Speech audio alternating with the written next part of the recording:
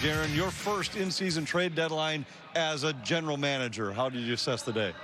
It was busy, a lot busier than I was used to. But you know what? It was good learning experience. Kind of the action kind of came in waves. You know, there were quiet periods of time, and then there were periods of time where it was extremely busy, and we had a lot to talk about.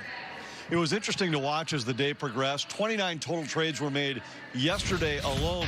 But interestingly, the Central Division wasn't a major player in the final day. In fact, the only three teams that didn't make a trade yesterday were the Wild, the Blues, and the Jets.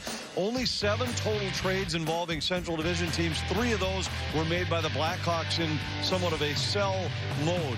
What does that mean to you to look at some of the other teams in this division choosing to stand pat? Well, it means that, you know, they're comfortable with their teams. And, you know, for me, I'm comfortable with our team. As I said before, I like our players. I like, you know, the position that we're in right now. I mean, to make a push for the playoffs. And, you know, nothing really came across that was worthwhile making a move for. So, you know, I've been told by some of the more experienced GMs, some of the moves you make are the ones you don't. And or some of the best moves you make are the ones you don't. And I just didn't feel the need to rush into anything. Now you look ahead at a stretch in the schedule where the Wild very much a part of the race. Starting play tonight, 5 points out in the wild card race, with an opportunity here with games at hand over the next couple weeks to gain some ground. The Wild will play 8 games in the next 2 weeks. By the end of this 2-week stretch, everybody will play about the same number of games. The column on the right there shows a number of games against teams that are currently holding a spot in the top 3 in their division. You can see many of the other contenders have a much more rigid schedule over these 2 weeks. How much do you think this next stretch defines what happens for this club down the rest of the way?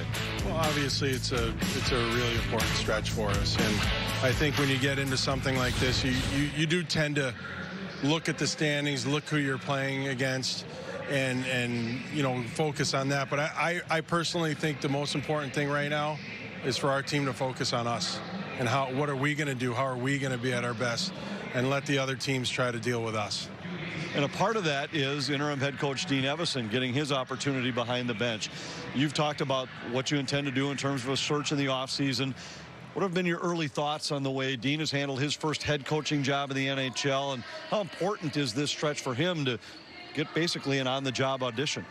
I think Dean's done a great job. He's extremely organized. He's intense. His personality and his intensity kind of rubs off on the players. I think they enjoy playing for him.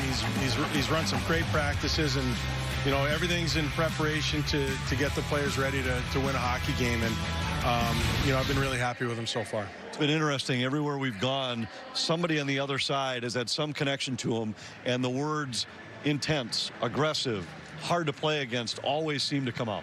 Yeah, well, you know, I mean, Dean played a long time in the NHL, and he played a certain brand of hockey, and you know, I think he collected 1,000 penalty minutes on the nose. And for, you know, he's not the biggest guy, so he had to have some abrasiveness to him, and he's definitely brought that intensity and abrasiveness behind the bench.